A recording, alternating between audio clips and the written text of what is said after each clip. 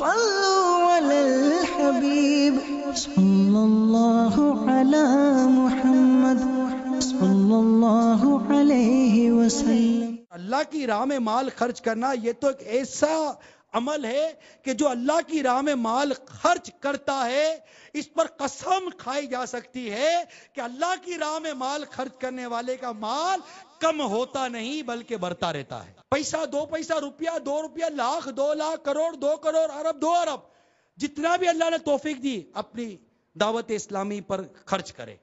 ہاں، جو رشتہ دار، عزیز، اقارب جو آپ کی زکوٰۃ، فطرے اور آپ کے مال کے زیادہ مستحق ہیں پہلے ان کو دیجیے، اس سے فارغ ہو آپ کی دعوت اسلامی ہے۔ ہم غفلت کی چادر اوڑے جس دنیا کے پیچھے بھاگتے پھر رہے ہیں، آپ کو لگتا نہیں ہے کہ ہم اپنی آخرت کو داؤ پہ لگا رہے ہیں؟ کہ حدیث پاک میں ہے جب کوئی شخص مر جاتا ہے تو فرشتے کہتے ہیں کہ اس نے آگے کیا بھیجا، اور لوگ پوچھتے ہیں اس نے پیچھے کیا چھوڑا۔ حضرت سیدنا سعید بن مسیب رضی اللہ تعالی عنہ فرماتے ہیں ایک بار ہم حضرت مولا مشکل کشا شیر خدا کرم اللہ تعالی وجہ الکریم کے ہمراہ مدینہ منورہ کے قبرستان گئے۔ حضرت مولا علی کرم اللہ تعالی وجہ الکریم نے قبر والوں کو سلام کیا اور فرمائے قبر والو تم اپنی خبر بتاؤ گے یا ہم تمہیں بتائیں؟ حضرت سیدنا سعید بن مسیب رضی اللہ تعالی عنہ فرماتے ہم نے قبر سے وعلیک السلام ورحمۃ اللہ وبرکاتہ کی آواز سنی اور کوئی کہنے والا کہہ رہا تھا یا امیر المومنین آپ ہی خبر دیجئے ہمارے مرنے کے بعد کیا ہوا۔ مولا مشکل کشا شیر خدا کرم اللہ تعالی وجہ الکریم نے فرمایا سن لو، تمہارے مال تقسیم ہو گئے، تمہاری بیویوں نے دوسرے نکاح کر لیے، تمہاری اولاد یتیموں میں شامل ہو گئی، جس مکان کو تم نے بہت مضبوط بنایا تھا اس میں تمہارے دشمن آباد ہو گئے، اب تم اپنا حال سناؤ۔ یہ سن کر ایک قبر سے آواز آنے لگی یا امیر المومنین ہمارے کفن تار تار ہو گئے، ہمارے بال جھڑ کر منتشر ہو گئے، ہماری کھالیں ٹکڑے ٹکڑے ہو گئی، ہماری آنکھیں بہ کر رخساروں پر آ گئی اور ہمارے نتنوں سے پیپ بہ رہی ہے، اور ہم نے جو کچھ آگے بھیجا یعنی جیسے عمل کیے اسی کو پایا، جو کچھ پیچھے چھوڑا اس پہ نقصان ہوا۔ موت کی اس معاملے پر غور کیجئے جو عین قریب جس سے ہمارا واسطہ پڑنا ہے، سب کچھ چھوڑ کر چلے جانا۔ آخر کیا وجہ ہے کہ موت کا یقین ہونے کے باوجود ہم موت کی تیاری نہیں کر رہے؟ عبادت میں اتنی سستی کیوں ہے؟ آخر اللہ تبارک و تعالیٰ کے اس قدر احسانات ہم پر، اس کی شکر گزاری میں اتنی کمی کیوں ہے؟ آخر با تقاضۂ بشریت اگر گناہ سرزد ہو جائے تو توبہ میں اتنی تاخیر کیوں ہے؟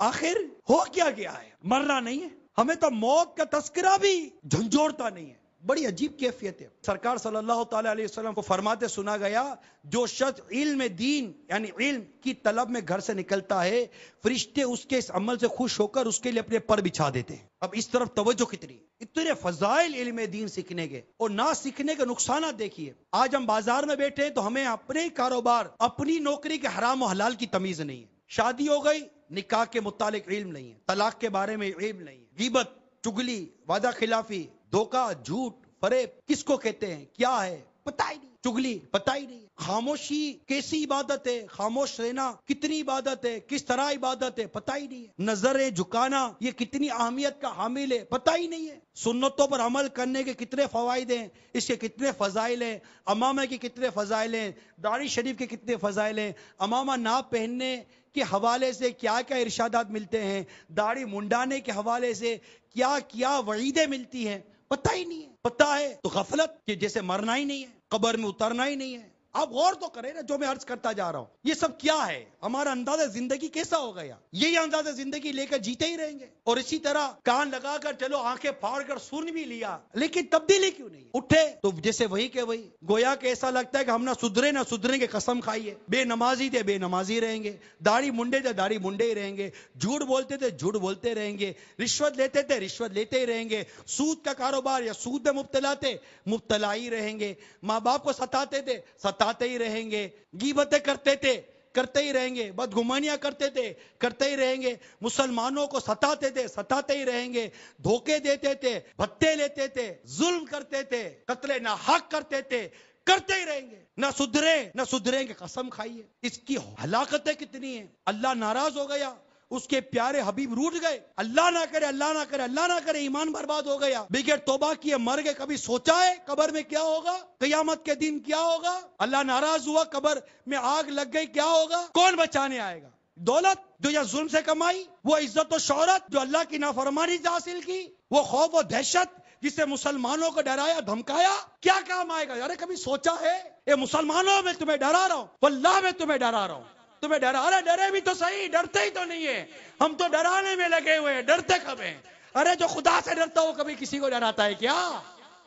اور بنیادی وجہ جو ہے نا وہ ہے ہماری جہالت، علم دین نہیں ہے، قرآن درست پڑھ نہیں سکتے، قرآن کو درست سمجھ نہیں سکتے، علماء اہل سنت کی صحبت نہیں ہے، نیک متقی اور پارسا اور عاشقان رسول کی صحبت نہیں ہے، غفلت بری صحبتیں، گھومنے پھرنے والی صحبتیں، ناچنے گانے والی صحبتیں، فلمیں ڈرامے والی صحبتیں، ارے یہ انداز زندگی جی کر ہم جی کر بھی کتنا جی لیں گے، ایک دن مرنا ہے، آخر موت ہے، کر لے جو کرنا ہے، آخر موت، بس مرنا ہے، مرنا ہے، مرنا ہے، مرنا ہے، اس مرنے کی تیاری کرو۔